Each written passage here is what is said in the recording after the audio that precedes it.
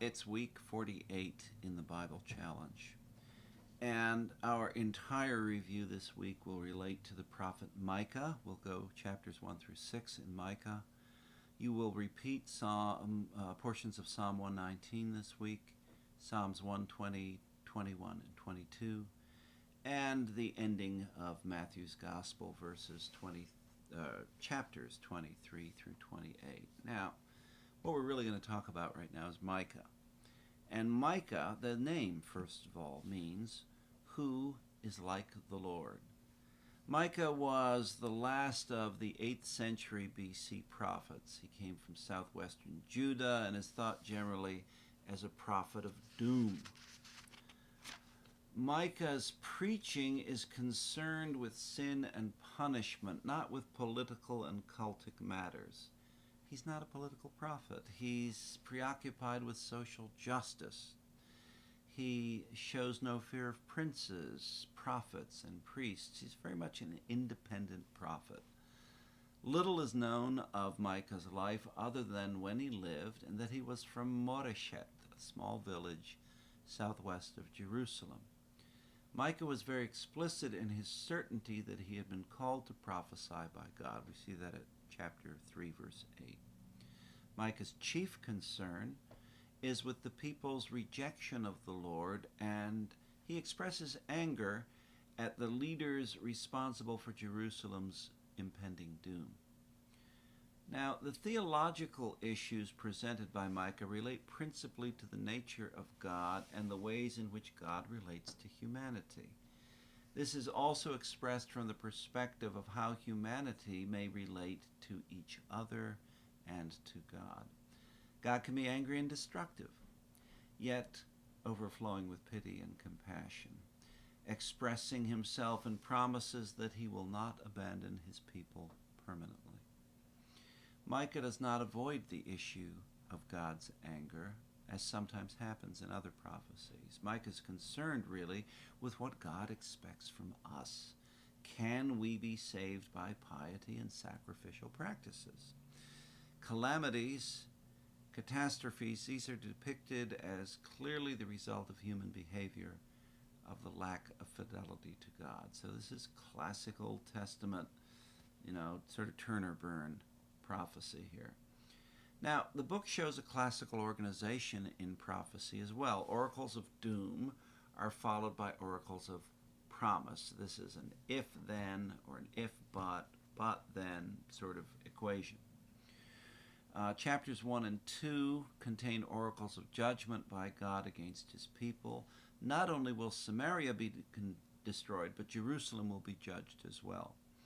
The people's crimes are depicted in terms of social injustice on the part of the leaders. The accusation becomes a lamentation over Jerusalem and the southern cities.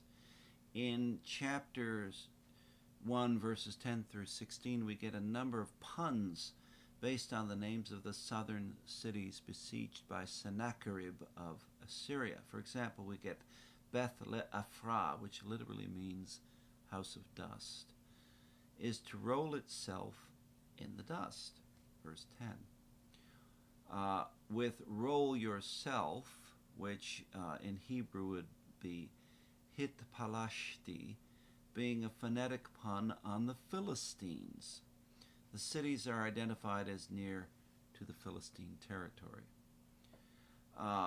Chapters 2, 3, and 6 are concerned with social justice. Chapter 2 begins with an oracle of woe against oppressors, followed by an account of the rejection of this prophecy. Despite this rejection, however, there is a promise that a righteous remnant will be returned. Chapter 3, we get a condemnation on leaders.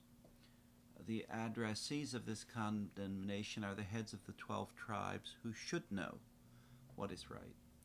False prophets, however, have led the leaders astray by telling them what they want to hear. This recurring theme we get in classical prophecy is that if anybody is telling you what you want to hear, they are not acting in a prophetic role. How are the people going to be punished here? Well, those who have no vision will be punished by the removal of sunlight. The leaders are not seeing what they're supposed to see, and therefore things will get very dark indeed. The oracles are directed as well here against the priests and the court prophets. In chapter 4, we get the introduction of a theme of consolation as well as one of messianic hope. This may be a later interjection into Micah, inserted after the return of the exiles from Babylon. There's a reverse of the oracle of doom found at chapter 3, verses 10 through 12, here in chapter 4, verses 1 through 5. Zion, Jerusalem, and the temple are mentioned again. All nations will now come to Zion, for Zion is the center of the world, as the place where the Lord gives the law. Now, the idea of Jerusalem being the center of the world is a convention that remained on European maps well into the 16th and 17th centuries.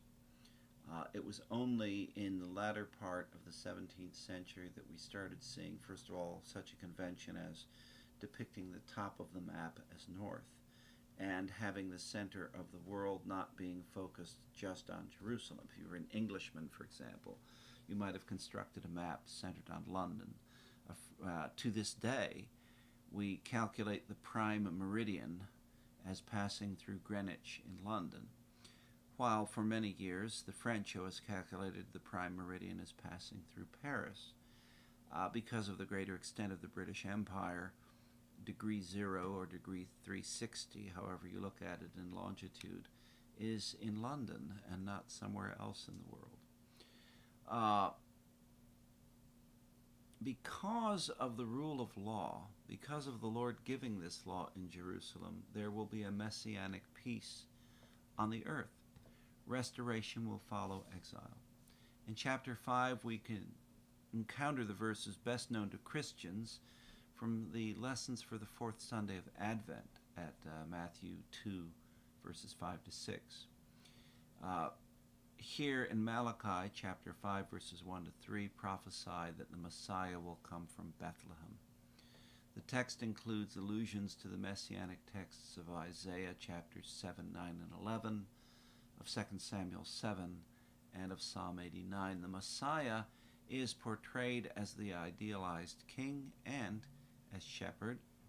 The king shall bring peace, deliverance from Assyria, with the righteous remnant remaining in the midst of the many nations, the many peoples, who will now come to Zion. We get a verbal shift from the first person singular at 5:9 here, emphasizing that the Lord is speaking. I say should shift to the first person singular. What is promised is not only deliverance, but destruction of the causes of sin. Chapter 6, we return to the themes of chapters 1 to 3. 3 times the people are addressed in the terminology of a lawsuit, with the Lord as the plaintiff. The lamentation, which we find here at chapter 6, verses 3 to 5, is used on Good Friday. At 6 to 7, the questions imply that the confession of sin is a necessary precondition. On this basis is the oracle given that the Lord, what the Lord requires. And the chapter ends with a dark oracle here, which has textual problems. In the Masoretic text, the Hebrew Old Testament, the sound of wisdom, which may equal salvation in this context, precedes the solemn invocation here. In the Septuagint, or the Greek Old Testament tradition, this is, "He will save those who fear his name." So we have some problems with what the actual text here is. In most Western Bibles, we follow the Masoretic text tradition. For the Psalms this week, please look back at the summaries for weeks 21 and 22.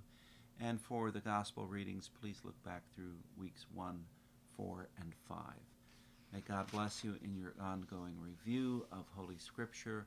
Next week, we will conclude our review of Micah and dive into a few more Old Testament prophets. God bless.